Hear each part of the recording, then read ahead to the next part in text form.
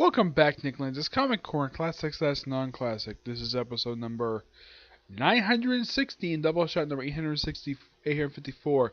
I have one Marvel trade and one DC trade to talk about here. First up, it is Uncanny Avengers Volume 2 Apocalypse Twins. Yep, released in the year 2013, these issues. The trade itself collects issues 6 to 11 Uncanny Avengers Volume 1 and the 8.AU one-shot. Yeah, the thing with this storyline. Okay, the Apocalypse Twins. Of course, this is their debut storyline. This is a storyline that stretches from, basically starts here, and it doesn't end to issue 22. It takes up a good majority of this run. Like, oh my gosh, it does. It's one of the most strangest things related to this damn series. Like, that's not a joke. That seriously is. Almost this entire run is dedicated to these characters. Yes, the Apocalypse Twins, who are the children of Warren Warrington III, aka Archangel. And no, he never finds out he has frickin' kids. Who is the mother? The Horsemen of Pestilence. And the first things these two do once they show up present day, they kill off most of the remaining horsemen. Yeah, they kill off characters. These are characters can recommend, so it's fine. There's also the character of William, aka the son of Apocalypse.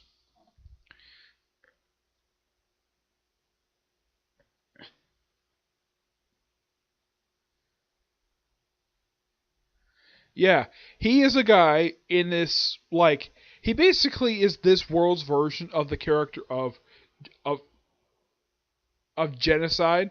Yeah, he's a character who was in the Age of Apocalypse universe, the adopted son of Apocalypse, because Apocalypse never had any kids. And this is like actually one guy who actually has something in common with these Apocalypse twins. Their mothers were basically Horsemen of Apocalypse. The only difference is William's mother actually slept with Apocalypse. Though she kept him a secret from him for years. Never found out, basically, of his existence. So, Apocalypse, as far as I know, has never found out about this kid's existence at all. Apparently, he's a guy who's basically a skeleton instead of a suit. That's simply what the guy is.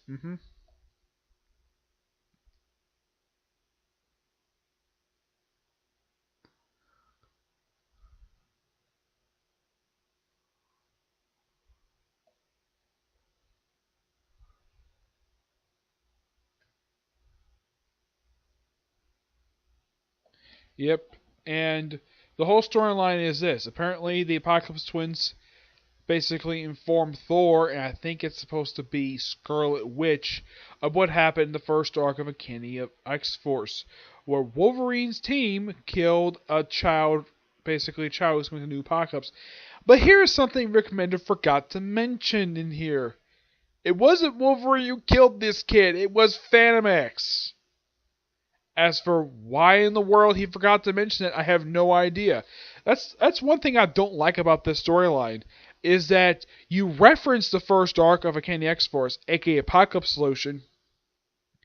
You mention the storyline in here, the fact that Wolverine's team killed this kid, but Wolverine himself was not the one who murdered this kid. It was frickin' Fantomex. Well, apparently, I think at the time this came out, only been just a few short years since that storyline came out. And, yeah. Also, issue 6 is by far... I love this issue because this takes place in the past. Like, roughly around, like, the year, like, 900, the First Crusade happened. And you have Apocalypse versus Thor. Yeah. First of these two ever fought. They fight twice in this issue. The second time, they fight in London. I think this is supposed to be the Victorian era, possibly after the Apocalypse vs. Dracula miniseries, and he slices Apocalypse's arm. And apparently Odin, who tells Thor that apparently Apocalypse is a caretaker for Celestials for some reason. I don't know why. It's something Rick Remender comes up with. Yeah, for some reason, he had the Celestials basically connected to books he did.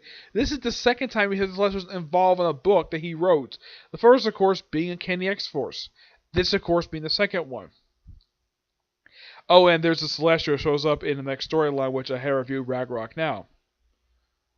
Yeah, and the storyline with them when they show up present day, they kill off the Celestial known as the Gardener, and because of the fact they killed him with Thor's axe, Youngr, I think it's another thing his name. Also, issue 6 ends with Kang the Conqueror finding the body of Baron Mordo. Yes, Baron Mordo. This by far was the second death in this series. The first, of course, being actually the third. First, we have the death of Avalanche in the first issue. I haven't reviewed it, but I know he happens in the first issue. And then we have Grim Reaper, who dies in the previous issue, issue 5. And now we have Baron Mordo get killed. Off screen, somehow. They don't really explain how he got the axe into him. It just somehow Thor lost it after they got his hands on Mjolnir. Yeah, it's never explained of how in the world they got. Now, it's explained how Kang got his hands on it. Yes, that's the whole point of this issue. It explains how he got his hands on it. And of course, him having his trophy room. That's basically how the Apocalypse Twins found out about it. This happened in the A.AU one shot, which chronologically for this series takes place between issues 6 and 7. Yep. And these two also kill all the non-mutants that are part of the clan Agbert. Those who don't know who these people are, they are pretty much they're pretty much Apocalypse worshippers. Yeah, they worship Apocalypse and his very out there beliefs, and they pretty much are they're a cult. That's simply put what these people are. Apparently there was like 100 of them who got the power because of M-Day. Despite the fact when this storyline came out, most of the mutants got their powers back. As for when the heck they managed to accomplish this, I have no idea. Of course, also, Willing was going to become the Apocalypse, and the Apocalypse Twins kill him, though it's later revealed that nope, he's actually alive and well. And then we have them basically form, after they kill off pretty much most of the Horsemen, minus their mother, they did not kill Pestilence. They kill off Death, War, and I think it was Death, War, and whoever else. It was like one of the Horsemen they killed off. Yeah, and then like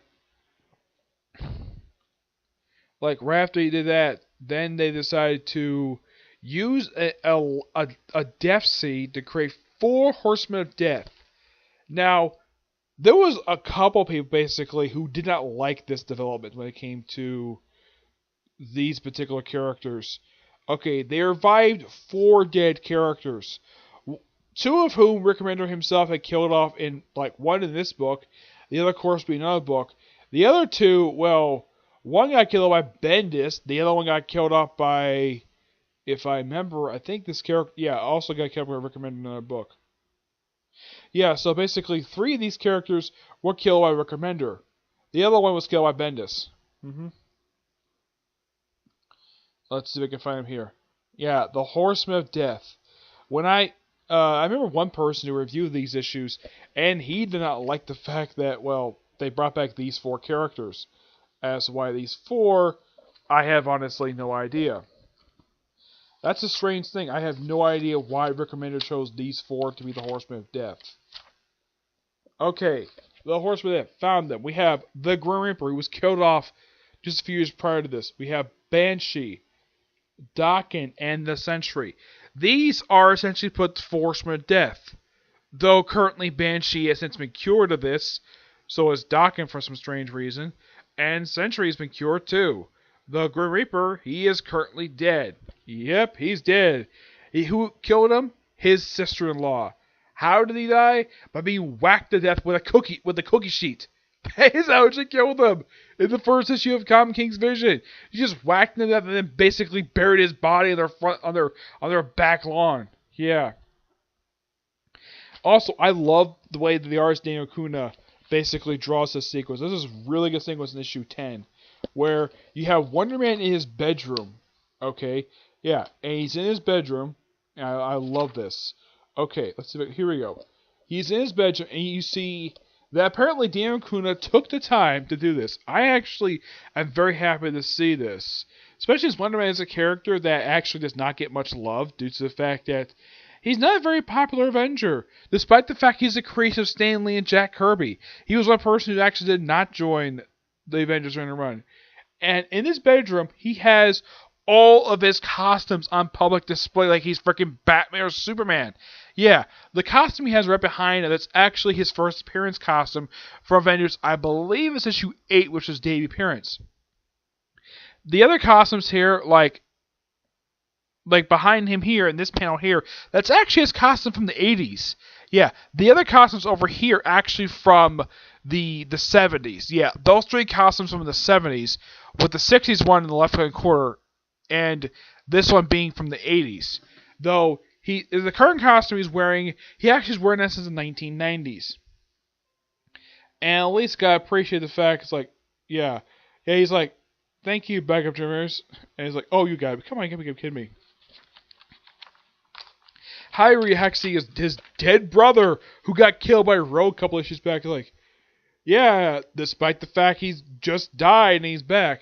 Now, they do rule in here. Now, despite the fact, yes, Rogue did kill Grim Reaper back in issue 5, Havoc tells Maria Hill this was self-defense. Ruled as that. And she has no problem with it. Rogue is basically off the hook for basically killing a man on live television. Yes. As for why the heck Grim Reaper was there, I have no idea. But he's actually the only person you can actually consider to be an actual villain who has fought the Avengers multiple times over the years. And no, he is not a creation of Stan Lee. He's a creation of Roy Thomas. Made his first appearance in the issue where Black Panther joined the team back in issue 51. That was technically his first appearance.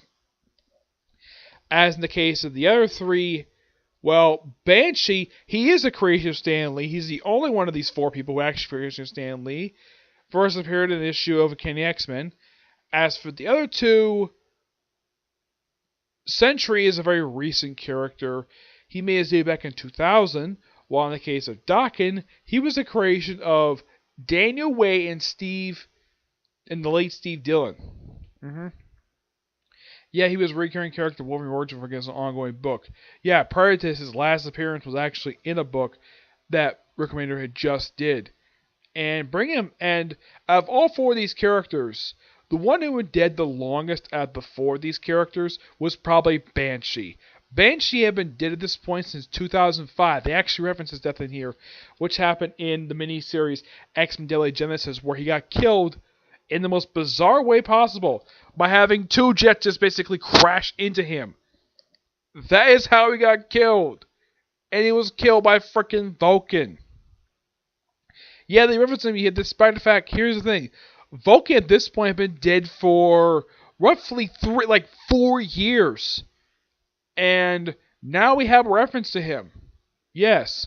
Now, unlike, let's say, what happened... Now, he hates Cyclops also. They mention AVX in here, which Cyclops killed off Charles Xavier. Yep.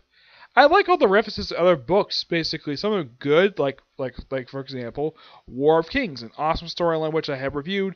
The other, of course, being a storyline that was mixedly received when it came out, Avengers vs. X-Men. It's nice that Rick Remender actually acknowledges these events.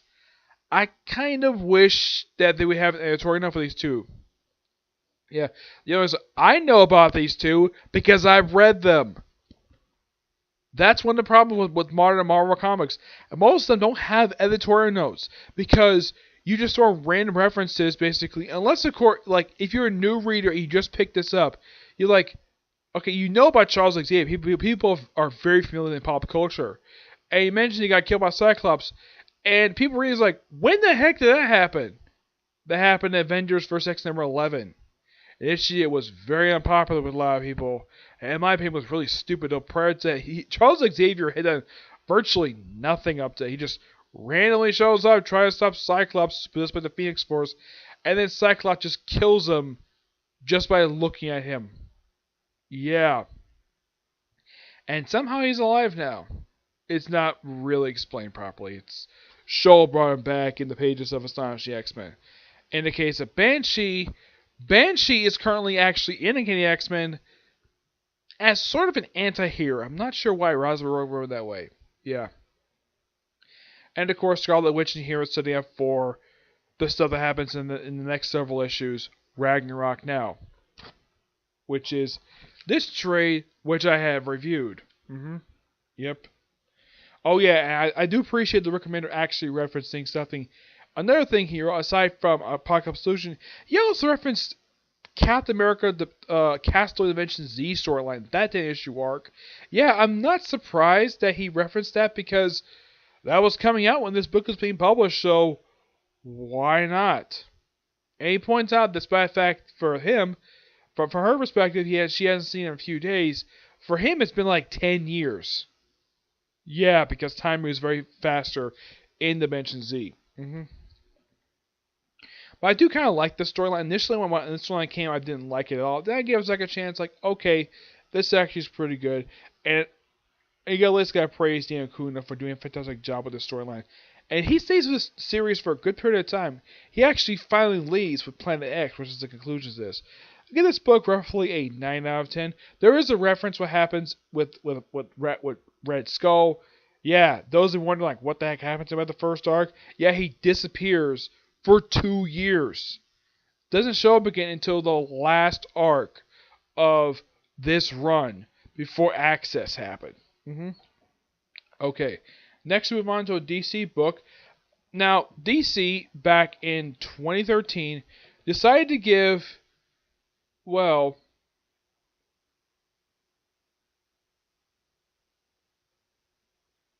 Hanna-Barbera characters sort of a modern-day reboot. And some of these books were actually pretty popular. This was actually one of the first books they released. Yeah, this was actually the 4th book they released, but it was also the quickest to get canceled. This is Wacky Raceland, a book that essentially is a ripoff of Mad Max Fury Road. Because it's in the post-apocalyptic future, and it features Penelope Pitstop, a character I've never heard before part of the series, and Dick Dastardly Muttley. Those two I have heard before because I've actually watched the series Yogi's Ark and Yogi's Treasure Hunt. So, I know who these two are. Penelope Pitstop, no idea who this character is. Apparently she's part of a series called Wacky Races. I have never seen the show. And apparently this was listed as a limited series despite the fact it was listed as ongoing when the series came out. And the series basically, if you read the series, like, if you read the whole thing in this trade, it feels very rushed. Yes, it does. It felt as if it would get storyline for the first 2 issues, and then to get the last 2 issues, just rush to the conclusion. The story for this series is that these characters are participating in a massive race across the desert. Possibly across the United States because, well, they show off San Francisco, and they mention San Francisco, and they actually have Las Vegas. By the way, not the first fictionalized version of Las Vegas, and it has sand everywhere, like inside the city itself. The only other time I've seen this was actually in the 3rd Resident Evil movie, Resident Evil Extinction. The only film that adapts nothing from the video games. I do mean nothing. It was just a film to kill off characters that will show up in the last film. Yep. And throughout this whole series, Penelope Pitstop and Dick Dastardly, there is very high sexual tension between these two. Yeah, and Penelope Pitstop actually hits him twice. First, making an offhand comment to her, and the second time for basically giving her a smack on the butt. Yep. And both times she punched him right in the face. And yes, as his name suggests, he is a dick. Also, I appreciate the fact he's not like a twirly mustache villain.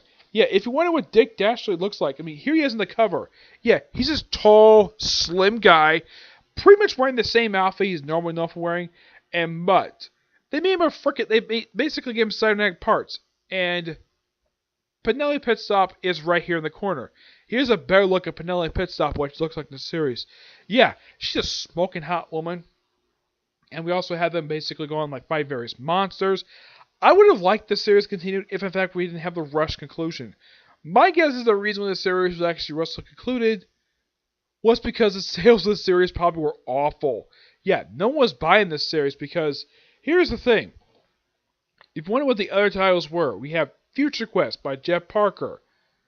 Fantastic series. Crossover with several different titles.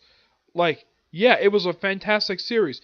It was actually one of 2 series that actually people wanted to actually last longer than it did. The other course being the Flintstones. Yeah, The Flintstones, done by Mark Russell, who also did the last series released from DC from this line. Yep. The other books were Scooby Apocalypse, a book that nobody cared for. Yes, that was the dumb thing about Scooby Apocalypse. It was a series nobody cared to read because they didn't like the premise of it. But just basically just a reboot, a dark version of Scooby-Doo, though we kind of got that with Mystery Inc. And this series was not very popular, people. And for some reason, this series managed to last for 36 issues. And yet, this series lasted for 6, and Future Quest lasted for 12. Yeah. The other book was The Flintstones by Mark Russell. Fantastic series. Canceled at the 12 issues. Yep. Yeah. After, aside from Scooby Apocalypse, everything else was pretty much miniseries. We have Dastardly Muttley, The Ralph and Reddy Show, The Jetsons, and X's Stage Left's The Snugglepuss Chronicles. Yeah. Of these books, The Jetsons is fantastic. I love this series. Done by Joey Palmiotti and the cover art done by Amanda Connor. Yeah. Fantastic series this is. I might do a comic history in this series, but man, this was a damn good series. Yeah. Now, the thing about this one, it's not listed as, let's say, a volume 1. It's basically just a standalone trade. It's written by Ken Pontic, which I gotta at least appreciate. This series actually, he has good writing with this thing. And the artwork is fantastic by Leonardo Marco. Yeah, this artwork is fantastic in the series. I kind of wish he did more. Yeah, and the whole thing, there's a thing with the announcer in here. Yeah, they reveal who he is. He's a place called The Butcher Shop. I'm thinking, Butcher Shop? I think a place to meet? No, it was this strange underground laboratory that apparently had all the racers were tortured there for some reason. I don't know why. It's like some stuff was just so rushed to conclude it. And the announcer revealed to be a brain in a jar. I'm not kidding. That seriously was the conclusion. And also, the place blows up after they basically shoot up the place. And Penelope Pitstop does survive the explosion. It's implied that Dick Dashley died, though they don't show his body. Just, we see him shooting, and then next you see, we have 3 people who basically survive. And, here's the thing about the series. When they're not fighting monsters or racing, what are these characters doing? Hanging out in a bar. Yep. Drinking. That's seriously what these people do. But this series is kind of fun. That's simple, the series. It's just fun. I kind of enjoyed it, except I do feel as though that the series basically was rushed to be concluded, because I think basically DC was basically itching to act some book, so why not cancel Wacky Raceland, a book that was, from what I heard at the time of its cancellation, the lowest selling Hanna-Barbera title at DC Comics. So DC was like, okay, here's an X. Chop this book. Cancel it. After only 6 issues. It kind of felt as though the writer had basically more ideas he wanted to do. It kind of felt as though this series could have been more than just 6 issues. And it potentially last longer. I would say 12, maybe 20 issues. But no, we had to end after just 6. This is why I got a name like Raceland, a series about a race. This might be interesting if the series not been canceled. Yep. Though I kind of wish that the whole sexual tension between Penelope Pitstop and Dick Dashley wins the place. I wouldn't mind it if they actually ended with them, before Dick Dashley lies, basically just steals a kiss from Penelope Pitstop. But nope. You just see him shoot up the place, and that's the last see of him. Mutt basically is barely a character in the series. Yeah, and I at least appreciate, though, that Penelope Pitstop actually drives her car. She drives a car that basically is the same name as what she had in the show. I've never watched Wacky Races, so I don't know what car actually looked like. And, okay, you want a full body image of Penelope Pitstop. Okay. Here's a good full body shot of her. Right here in the corner. That's Penelope Pitstop she's drawn in the series. In the middle, that's Dick Dashley. Which, instead of a beard, give him a beard here instead of basically just a twirling mustache like he's never had in the cartoon. This series I described, like I say, is fun. That's the simple gist of it. I give this book roughly a 9 out of 10. I would give 9.5 if it wasn't axed at the 6 issues. And as far as I know, the writer hasn't done anything after this. I don't think the artist has either. No. Let's see. Yeah, I don't think he's done anything since this book ended. No, nothing I could think of. I think this may have been one of the few comics he actually worked on.